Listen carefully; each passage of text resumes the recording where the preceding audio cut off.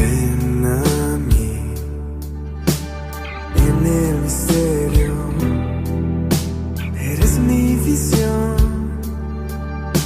mis pasos alumbras, creo en ti. Tú calmas tormentas en mi corazón, mueves montañas de duda y temor, los mares separas, me llevas a ti, Dios imposible, ven a su obra aquí.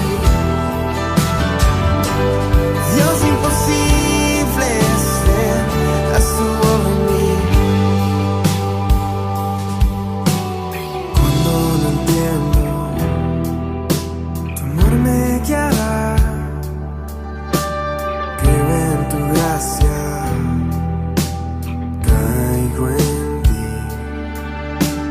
Voy al desierto, a donde tú estás, pasos en agua, doy en ti.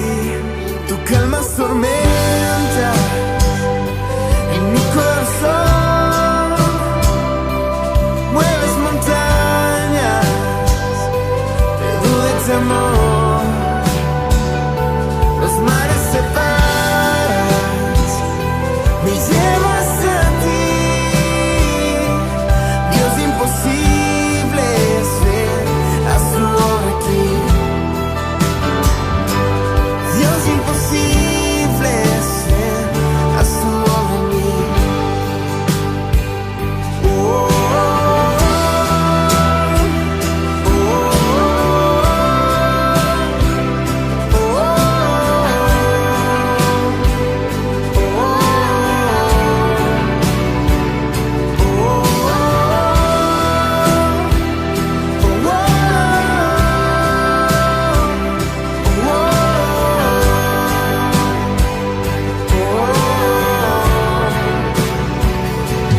calmas tormentas en mi corazón,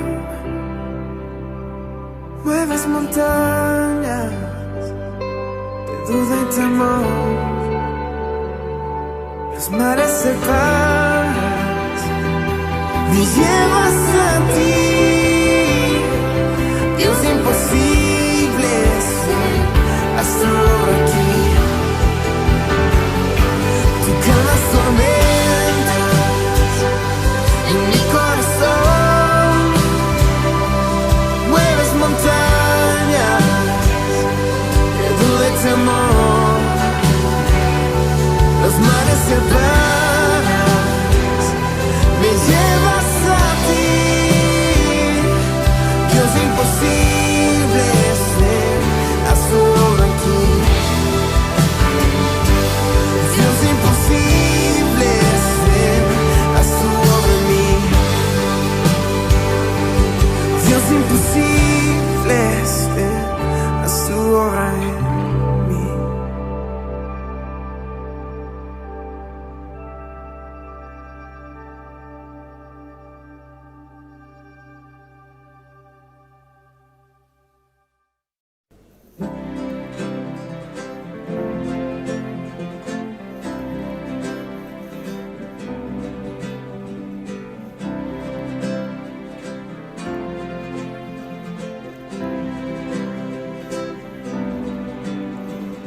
Ven, es hora de adorarle. Ven, abre tu corazón a Él. Ven, ante su trono estamos. Ven, ante la majestad de Dios. Ven,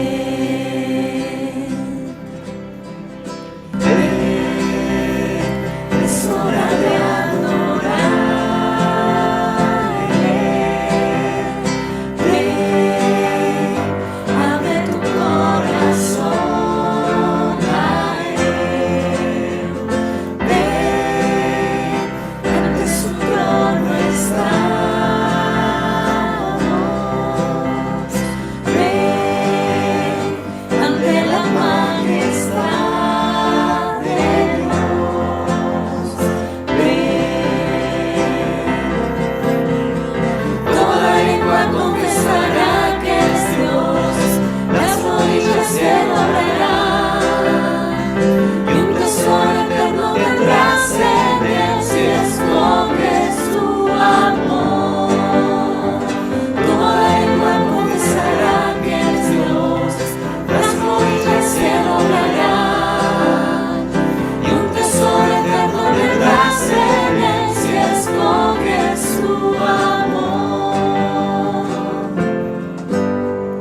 ven, es hora de adorarle.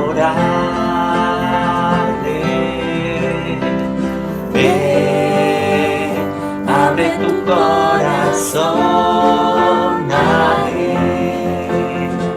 Ven, ante su trono estamos. Ven, ante la majestad de Dios. Ven. Toda lengua confesará que Él es Dios, las rodillas se doblarán, y un tesoro eterno tendrás en Él si escoges su amor. Toda lengua confesará que Él es Dios, las rodillas se doblarán, y un tesoro eterno tendrás en Él si escoges su amor.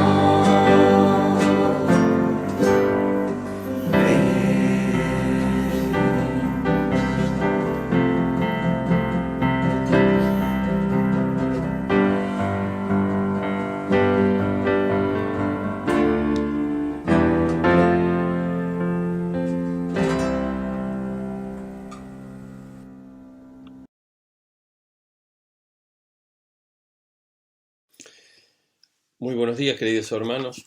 Vamos a abrir la palabra del Señor en esta mañana en el capítulo 16 del libro de Mateo y vamos a leer juntos desde el versículo 13 hasta el versículo 19. Dice así la palabra del Señor.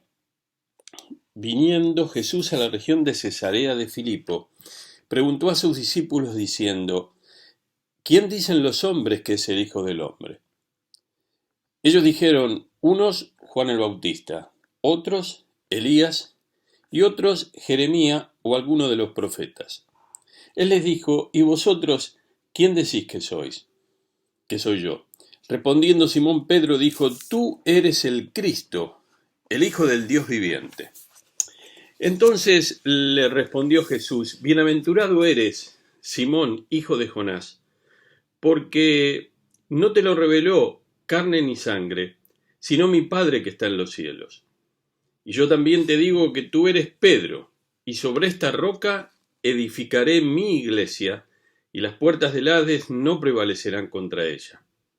A ti te daré las llaves del reino de los cielos, y todo lo que atares en la tierra será atado en los cielos, y todo lo que desatares en la tierra será desatado en los cielos. Nosotros queremos pensar en esta mañana en la iglesia del Señor, en la iglesia de Dios. Justamente este es el primer pasaje en el Nuevo Testamento donde se menciona la palabra iglesia. Y junto con Mateo capítulo 18, aparece allí una vez y otra vez aquí en Mateo 16, es la única vez que aparece la palabra iglesia en los evangelios.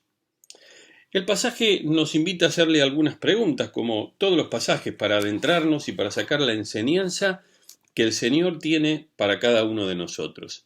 Y la primera pregunta que nosotros le hacemos al pasaje es: ¿cuándo sucedió esto? ¿Cuándo pasó esto? Esto pasó después que terminó el gran ministerio de Jesús en Galilea, que llevó aproximadamente unos 18 meses, y antes del último viaje de Jesús a Jerusalén, cuando él vendría finalmente para ir a la muerte en la cruz del Calvario. Allí, un poquito después de este episodio, sucede la transfiguración de Jesús. Venía del norte, de Cesarea de Filipo, una ciudad costera que estaba más al norte, allí en la zona, pasando la zona de Galilea, y estaba descendiendo, y entonces en ese viaje, porque hay un gerundio viniendo, mientras ellos estaban en viaje, mientras estaban acercando hacia el sur, preguntó a sus discípulos: ¿quiénes dicen los hombres que es el Hijo del Hombre? O sea, les preguntó primero: ustedes, ¿qué están escuchando? ¿Qué les dice la gente? ¿Qué es lo que ustedes escuchan que la gente piensa acerca de mí? En definitiva, están contestando la pregunta: ¿quién es Jesús? Más adelante ellos van a contestar ellos que pensaban, pero ahora tenían que contestar por los otros. Y le dijeron, como bien era la expectativa en el tiempo del ministerio de Jesús, en el tiempo de Jesús, unos pensaban que Jesús era justamente Juan el Bautista, otros Elías y otro Jeremías. En el caso de Juan el Bautista estaba muy fresco porque había sido el precursor de Jesús, esto era allí nomás, cuando él lo presentó en público. Pero cuando hablaban de Elías es porque el pueblo judío pensaba, Elías fue un profeta que actuó en el reino del norte cuando el rey Acab, el esposo de Jezabel, era un rey perverso, un rey malvado, y todos pensaban de que Elías volvería, regresaría, ya había partido en carroza de fuego a la eternidad. Ustedes recuerdan el texto del Antiguo Testamento, tanto el profeta Elías y también Enoc, allí en el libro del Génesis, son las dos personas que tenemos en las Escrituras, en el Antiguo Testamento, que ellos no vieron la muerte, directamente pasaron a la presencia de Dios. Y entonces ellos pensaban que él regresaría y que eso estaría marcando el día del Señor, ese día que ellos esperaban, un día temible de juicio, este concepto que hay en todo el Antiguo Testamento, especialmente en los profetas. Así que ellos mencionaron esto, Juan el Bautista o Elías o Jeremías, y algunos dijeron, ¿será alguno de los otros profetas que volvió? Y entonces el Señor le hace la pregunta a ellos, ¿ustedes quiénes piensan que soy? ¿Qué piensan ustedes de mí? ¿Quién soy yo? Y esa pregunta es la que hoy el Señor te está haciendo. ¿Qué pensás vos acerca de Jesucristo? ¿Quién es Jesucristo para vos? Esta pregunta está en la Escritura. Yo he predicado este mensaje, no recuerdo hace cuántos años, pero lo he predicado a la iglesia con otro bosquejo. Pero la pregunta estaba. La pregunta está cuando nosotros la leemos en la Escritura. Con esto del COVID se está transformando, o se están transformando muchas cosas. ¿Qué pensamos acerca de la iglesia? ¿Qué pensamos nosotros que somos parte de la iglesia del Señor acerca de su iglesia? ¿Qué significa la iglesia para nosotros? Yo supongo que para aquellos que aman al Señor y aman su iglesia, el hecho de, para aquellos que no se pueden congregar, el hecho de no poder congregarse es una tragedia. Si tu vida da igual, evidentemente lo que está marcando esta crisis, sin que vos te des cuenta, pero muy claramente, es qué pensabas vos acerca de Jesucristo y de su iglesia. Pero antes de entrar en la iglesia, pensemos en el Señor, porque no hay iglesia sin Cristo. ¿Quién es Jesucristo para vos? ¿Es aquel que te ayuda cuando estás en un momento? ¿Es el Dios ambulancia? Casi como hacían los paganos. ¿Qué significa Jesús para vos? ¿Está siendo Él el Señor de tu vida? ¿No es el Señor de tu vida? Cuando Jesús pregunta, Simón Pedro responde. Uno que los representa, si ustedes quieren. Y Simón Pedro, con esa característica natural que tenía, sanguínea, tal vez de no pensar mucho las cosas, pero que iba primero, que era participativo, que era comprometido. Él respondió, tú eres el Cristo, tú eres el Mesías, el Hijo del Dios viviente, del Dios que vive. ¿Cuánto hay en esta confesión? El Hijo del único Dios, el Dios verdadero, el Dios que vive por los siglos de los siglos. Como se dijo en la zarza, como el Señor lo dijo, yo soy el Dios de Abraham, de Isaac y de Jacob, Dios de vivos y no de muertos. Como Job decía allí en el capítulo 19, versículo 25, yo sé que mi Redentor vive. Tú eres el Cristo, el Hijo del Dios viviente. Está sintetizando también el Evangelio. El Hijo de Dios está en medio nuestro para garantizar nuestra salvación. Es la buena noticia de Dios.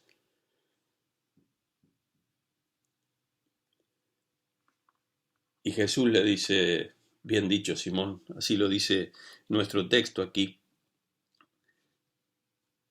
en el versículo 17, bienaventurado eres Simón, bienaventurado, hijo de Jonás, porque no te lo reveló carne ni sangre. Esto que acabas de decir, no te lo reveló carne ni sangre.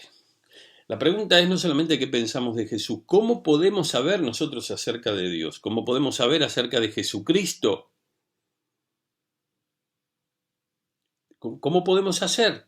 Evidentemente, para saber acerca de Jesucristo necesitamos la Biblia, necesitamos la palabra de Dios, necesitamos los evangelios, el Nuevo Testamento, las profecías. Necesitamos la misma historia de Israel que va registrando la promesa de que el Mesías vendría a este mundo pecador. Y entonces la pregunta se contesta así: ¿podemos saber acerca de Dios por nosotros mismos? ¿Podemos aprender acerca de Dios como quien aprende una materia en la escuela? No. Nosotros sabemos acerca de Dios por revelación. ¿Cómo por revelación? Sí, Dios se ha revelado. Justamente la revelación especial de Dios es la palabra de Dios. La revelación general de Dios es la creación. Por eso dice el Salmo 19, los cielos cuentan la gloria de Dios y el firmamento anuncia la obra de sus manos. Nosotros sabemos acerca de Dios porque Él tomó la iniciativa y porque Él nos está buscando y porque tiene un propósito y tiene un plan. Vos que sos creyente y miembro de la iglesia o de otra iglesia que estás escuchando este mensaje lo sabés, pero es necesario reafirmarlo en este tiempo. ¿Qué quiere decir que nosotros sabemos por revelación de Dios? Es que necesitamos que Dios nos diga quién es. Y nosotros, teniendo la palabra de Dios y habiendo recibido a Jesucristo y teniendo el Espíritu Santo de Dios, todo esto que era difícil, como dice Pablo escribiendo a los Corintios, un misterio para nosotros, es ahora abierto y es revelado. ¿Cómo podemos saber? Como Pedro lo supo. Pedro no era ningún intelectual, pero él lo supo. El Señor se reveló, usó su mente, su corazón y su lengua para confesar que Jesucristo era el Hijo del Dios viviente. Y el Señor dijo, está muy bien, es esto, realmente es así, es así. Y entonces llegamos al final.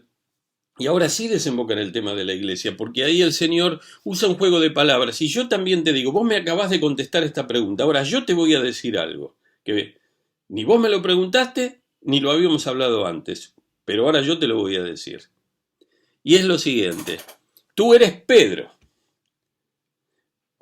Hay un juego de palabras en griego aquí.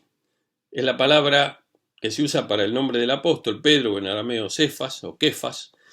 Y también la palabra Petra, que puede ser piedra, a veces significa piedra, a veces significa un bloque un poco más grande. Pero es probable, si se usó la palabra esta en arameo, como muy probablemente este evangelio fue el único que se escribió en arameo, entonces ahí está el juego de palabras. Tú eres Pedro, en castellano es casi medio parecido al griego, ¿no? Pedro y piedra, pero en griego todavía sonaba mejor el juego de palabras. Sobre esta piedra edificaré mi iglesia. ¿Cuál es la piedra? La piedra no es Pedro. La piedra es la confesión de Pedro, que en definitiva, ¿cuál es la confesión de Pedro? Cristo. Tú eres el Cristo, el Hijo del Dios viviente. O también puede haber sido que Cristo le dijo, tú eres Pedro, y sobre esta piedra, es decir, sobre Cristo, como si se estuviera señalando a sí mismo, edificaré mi iglesia. Pero sea una o la otra, las dos, la confesión de Pedro y que Jesús se haya referido a sí mismo, hablan de Jesucristo, hablan de Él. Sobre mi persona está edificada mi iglesia.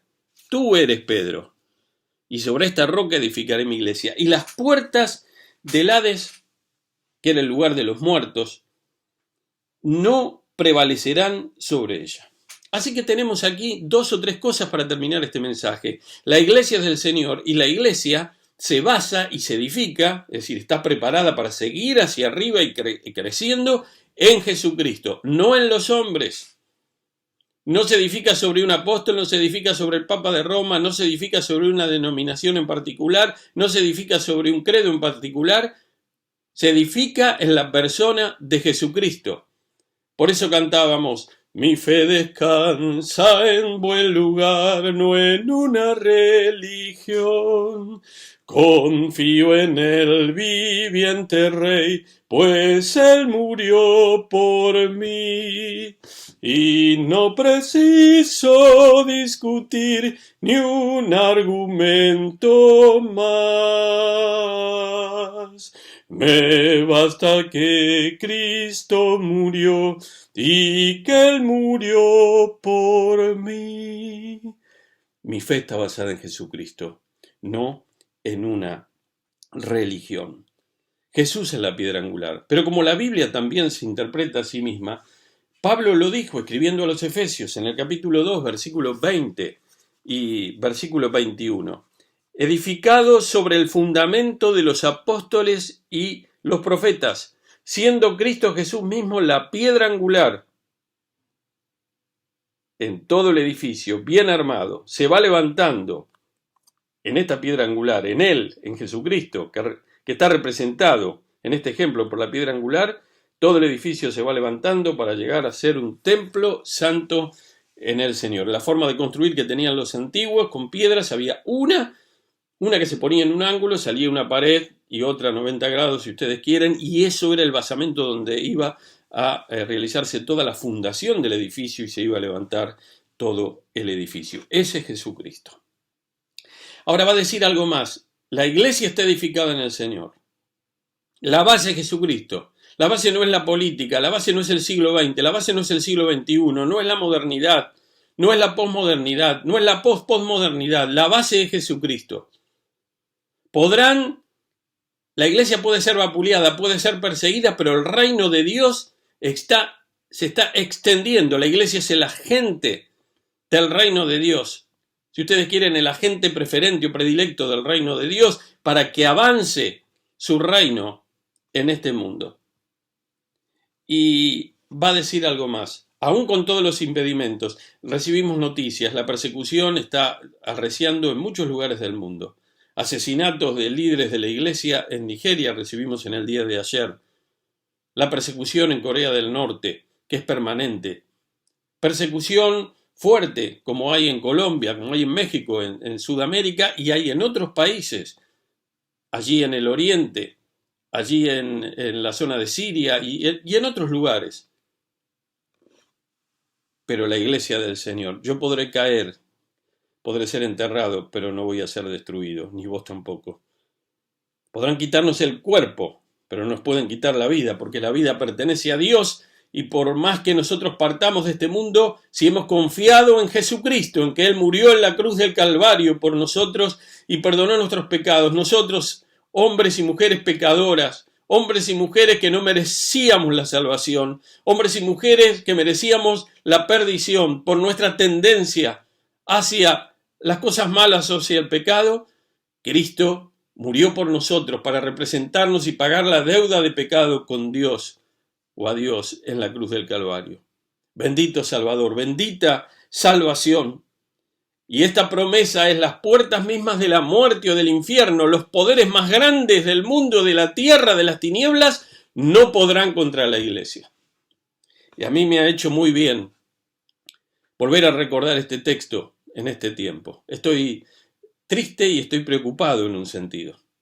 Por la iglesia en Caballito y por las iglesias, por la obra de Dios. ¿Qué va a pasar? Se están preguntando esto teólogos, líderes de la iglesia en todo el mundo, por lo menos en todo el mundo occidental. ¿Qué va a pasar cuando este COVID finalmente termine y las cosas vuelvan a la nueva normalidad? Lo que se está pensando es que ya no todos van a volver a la congregación. La gente se está acostumbrando a quedarse en la casa. Por eso yo preguntaba al principio, ¿qué es la iglesia? ¿Es una tragedia que no te puedas congregar? La gente va a sus trabajos, la gente se está encontrando con amigos, se está encontrando con familiares, pero muchos no están pensando cómo van a hacer para volver. A algunos les duele porque aman la iglesia. Algunos sufren por esto, pero otros no. Y cuando hablo en general de la obra de Dios, no solo en la Argentina, en toda América Latina, en el mundo, en Europa. ¿Qué va a suceder? Pero este texto me dice, animate. podrán quedar algunos en el camino. ¿Podremos estar entrando en el tiempo de la apostasía? ¿Qué significa apostasía? Es volver atrás, es renegar de la fe que uno abrazó. Sin embargo, la palabra de Dios dice que no hay poder que pueda contra la iglesia del Señor. Y no lo pudo en más de 20 siglos. No pudo. No pudo el diablo, no pudieron sus huestes, no pudieron los seres humanos con poder en la historia, ni los que ahora tienen poder en la historia. Los poderes más grandes, aun todos reunidos, no podrán contra el Señor y su Cristo, porque el libro del Apocalipsis nos dice que todos estos, de todas las épocas de la historia, esto es lo fantástico, habrá dos resurrecciones, aquellos que murieron en Cristo resucitarán primero cuando Él venga en gloria, y los otros van a resucitar también. No es que muerto el perro se acabó la rabia. En la primera resurrección nos levantaremos para vida eterna, y en la segunda resurrección para perdición eterna. Pero allí, dice la Escritura, estarán grandes y pequeños de rodillas ante sus pies, mientras se desarrolle el juicio justo. Ahí no va a haber acomodo, ahí no va a haber coimas, ahí no va a haber trampa. Y allí el juez justo dará el veredicto. Para aquellos que resuciten en la primera resurrección ya está adelantado el veredicto. Romanos capítulo 8 dice en el versículo 1, ahora pues ninguna condenación hay para los que están en Cristo Jesús. Pero para aquellos que mueran sin Jesucristo, que le den la espalda al Señor, se les dará el veredicto que ya está dado. Perdición eterna. Y el Señor adelanta esto, porque leo el último versículo, podría no haberlo leído para hablar de la iglesia, pero lo metí aquí en el párrafo para leerlo y para considerarlo en esta mañana. A ti te daré las llaves del reino de los cielos, y todo lo que atares en la tierra será atado en los cielos, versículo 19 del capítulo 16 de Mateo, y todo lo que desatares en la tierra será desatado en los cielos. En primer lugar, empiezo desde el final, es un lenguaje rabínico. Atar y desatar. Excluir o admitir. Atar significa no permito o excluir. Desatar significa permito o admitir. Pero Pedro tenía algo especial. Finalmente, ¿es cierto lo que dice la Iglesia Católica Romana, que él fue el primer papa por este pasaje? No, no es así, porque en el Evangelio de Juan, al terminar, lo mismo con este lenguaje rabínico, el Señor se los da a los apóstoles. A los 11 que estaban allí, el Señor les habla y usa las mismas palabras. La Biblia no se contradice a sí misma. Pero aparte hay algo más en este texto. ¿Qué significaba esto? Que es que Pedro tenía la prerrogativa de decir quién se iba a salvar y quién no, o los apóstoles tenían la prerrogativa de decir quién se iba a salvar y quién no. ¿Ellos tenían poder para que una persona vaya al cielo? De ninguna manera. Ellos conocían el Evangelio, habían estado con Jesús, habían comprendido acerca de la gracia de Dios y lo que significaba la cruz. Como nosotros los predicadores del Evangelio, como vos que me estás escuchando, que le hablás a tu familia, a tus compañeros, que tenés claro qué significa el Evangelio, que Jesús vino al mundo a morir en la cruz por nuestros pecados, que no hay perdón fuera de Jesús.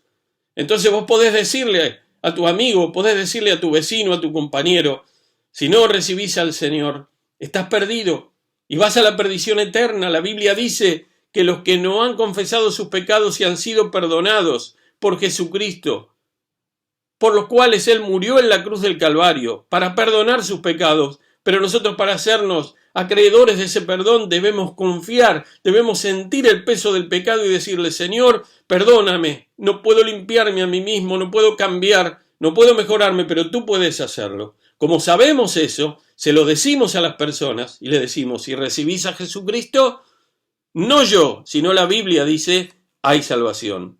Si negás a Jesucristo, hay perdición.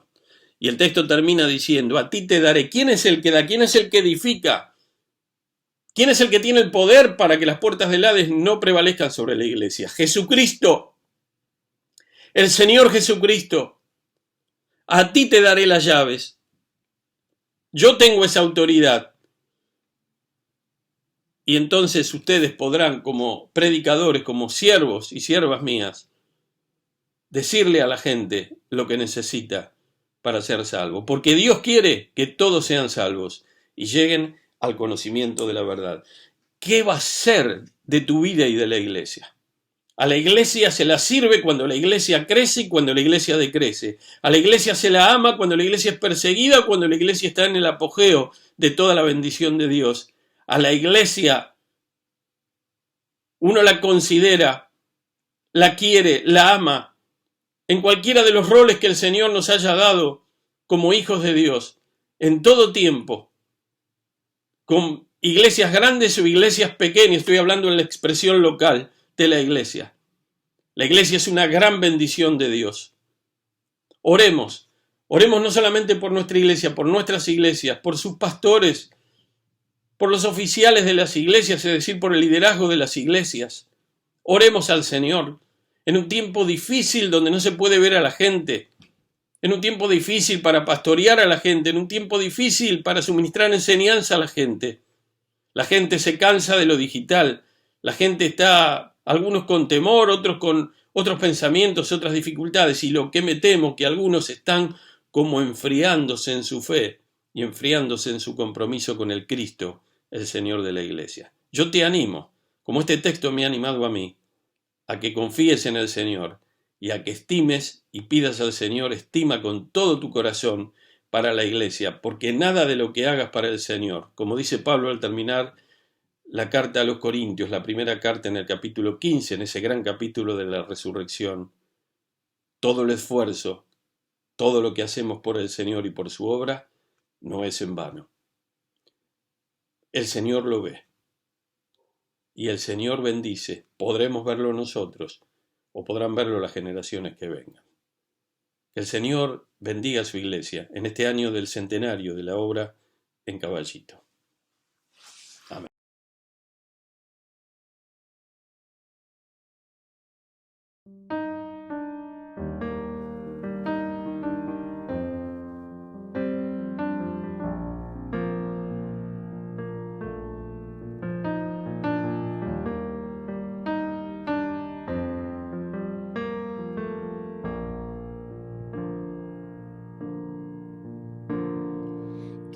Corazón arda por los que no te conocen, Dios.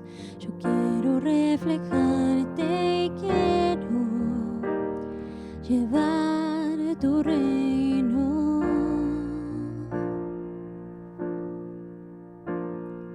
Que mi corazón arda por los que no te conocen, Dios.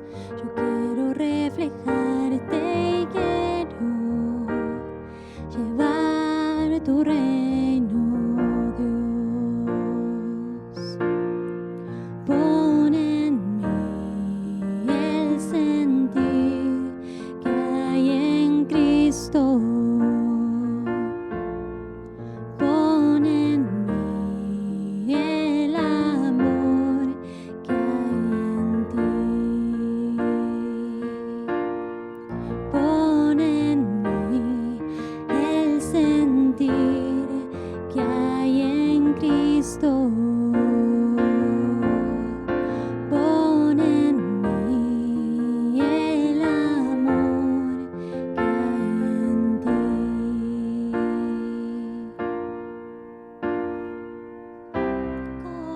Corazón arda por los que no te conocen, Dios. Yo quiero reflejarte y quiero llevar tu reino.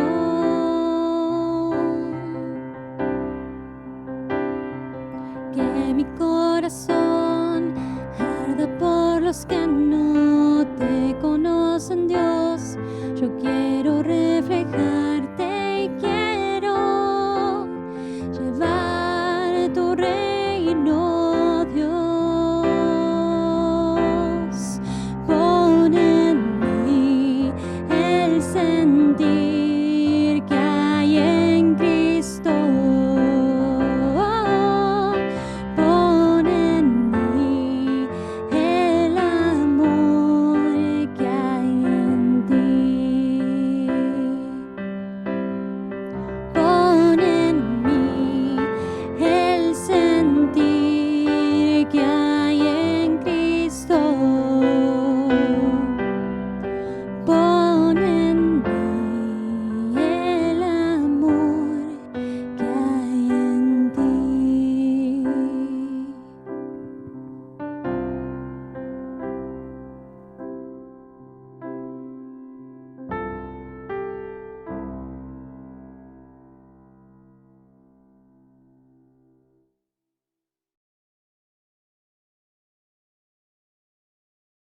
Quisiera también, hermanos, tener una recordación.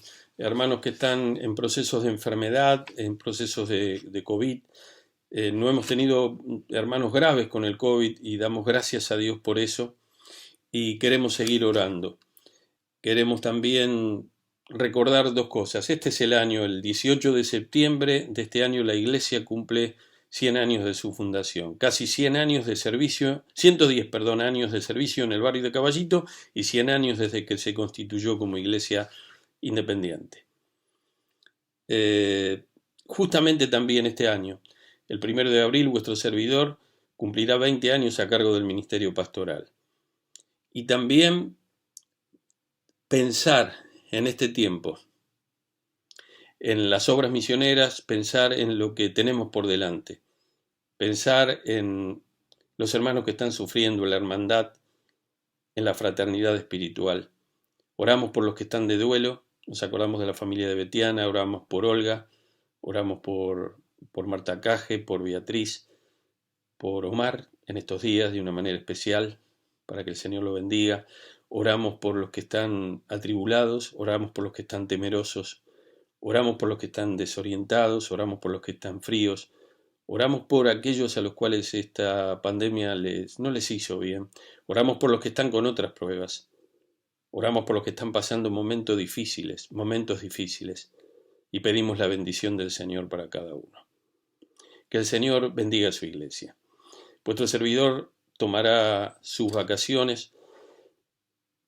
Tomé muy pocos días el año pasado por la enfermedad de mi madre y después agarró el COVID, pero necesito parar un poco, especialmente mi cabeza y mi corazón necesitan tener un reposo en este tiempo, unas semanas.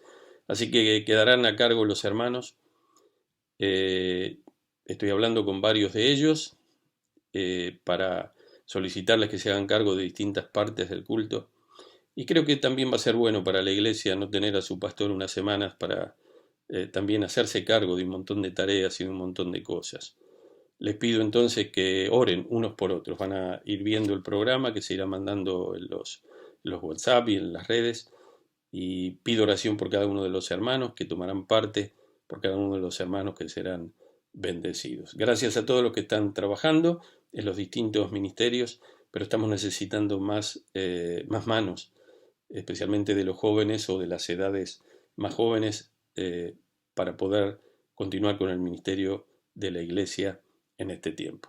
Muchas bendiciones, hermanos, que Dios les bendiga.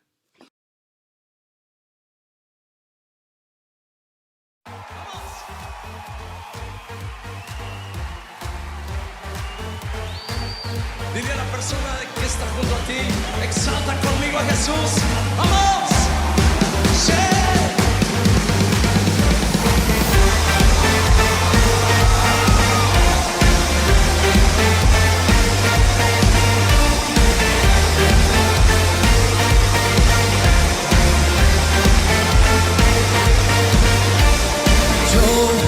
Quiero ver tu luz brillando en mí, a través de mi ser, un altar que todos puedan ver, que todos oigan que tú eres vida, la esperanza, perfecta gracia que me ha rescatado. Tú eres vida, la esperanza, perfecta gracia que me ha rescatado. Ya no vivo yo, Cristo vive en mí, barro quiero ser en tus manos. Ya no vivo yo, Cristo vive en mí, barro quiero ser en tus manos. De gloria en gloria te veo Dios, de gloria en gloria transformado soy por tu espíritu.